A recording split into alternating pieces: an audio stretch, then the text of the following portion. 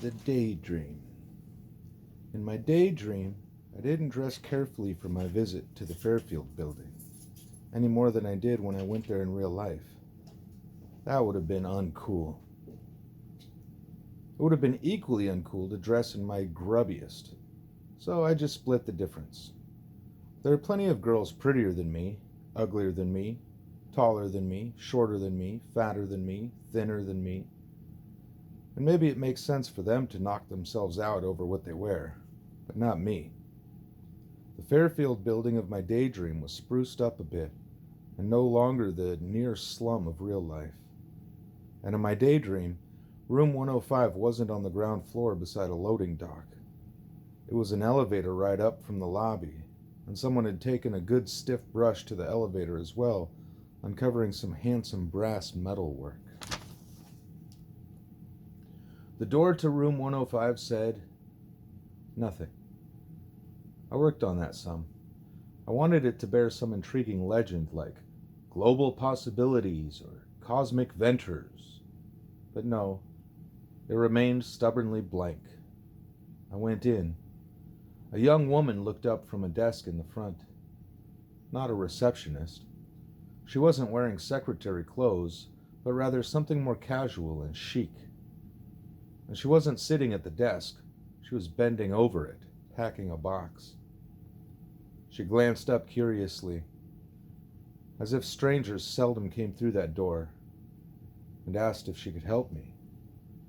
I'm here about the ad, I told her. The ad, she said, straightening up to give me a more serious inspection. I didn't realize the ad was still running. I couldn't think of anything to say to that, so I just stood there. Wait a second, she said, and disappeared down a hall. She returned a minute later in the company of a man the same age as her, 20 or 25. He was dressed the same way, not in a suit, but casually, more a hiker than a businessman. They stared at me blankly till I began to feel like a piece of furniture that had been delivered on approval. At last the man said, "You came because of the ad?"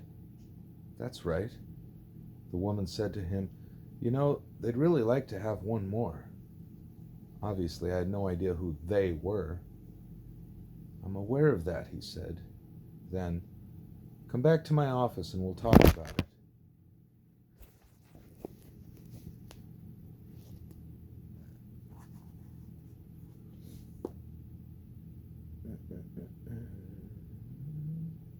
I'm Phil, by the way, and this is Andrea. Back in the office, we sat down and he said, "The reason we're hesitating is that we need people who can go away for a while. For a good long while, actually."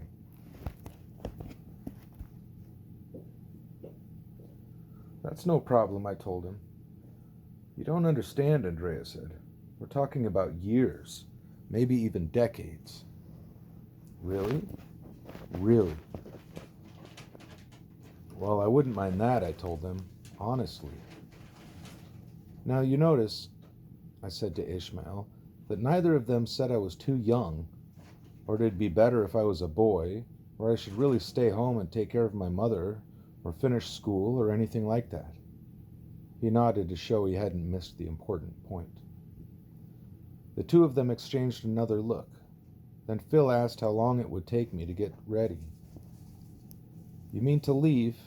He nodded. "I'm ready now. I came ready." "That's great," Andrea said. "As you can see, we're just packing up here. If you'd come an hour later, you'd have missed us."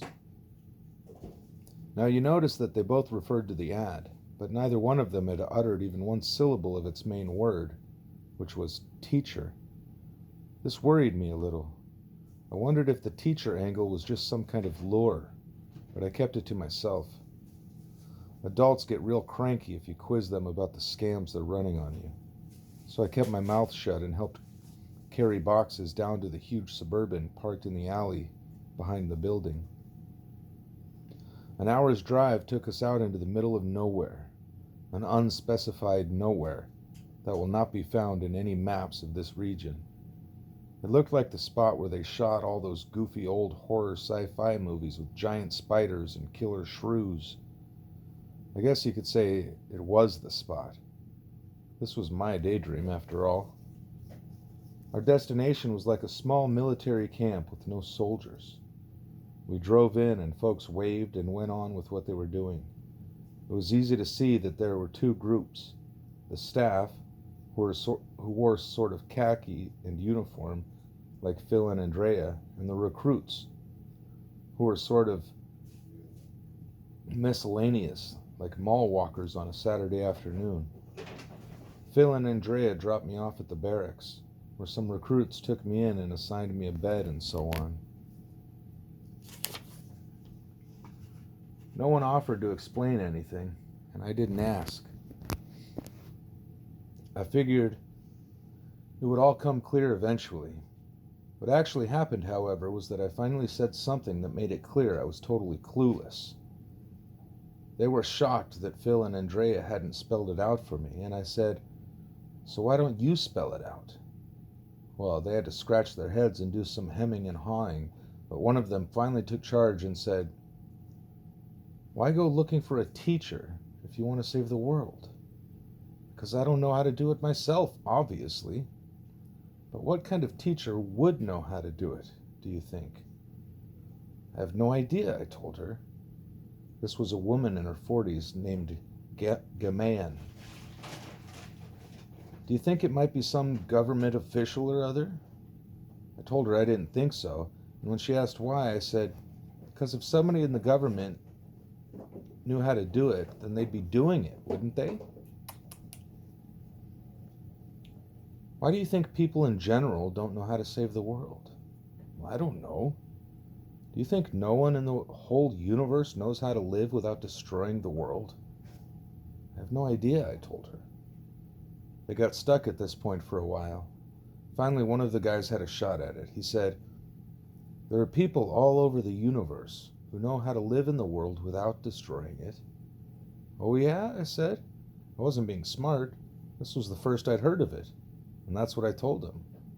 "Well, that's the case," he said. "There are thousands of inhabited planets all over the universe, maybe millions, and the people who live on them do just fine." "They do?" "They do. They don't wreck them or strip them bare or fill them up with poisons." "Well, that's great," I said. "But how does that help us?" "It would help us if we knew how they did it, wouldn't it?" "Certainly." For a second, it looked like they were going to get stuck again, but then Gamayan found a way to carry on. "We're going out there to learn," she said. "Who is?" "We are. All the recruits. You, us." "Going out where?" I asked, still not able to take in what she was getting at. "Out into the universe," she said. Finally, it got spelled out. We were waiting to be picked up. It was expected that we'd be gone for decades. We wouldn't be going to school. We'd be visiting planets, observing, figuring it out. And what we learned we'd bring back to the people of Earth. That was the program. That was my daydream.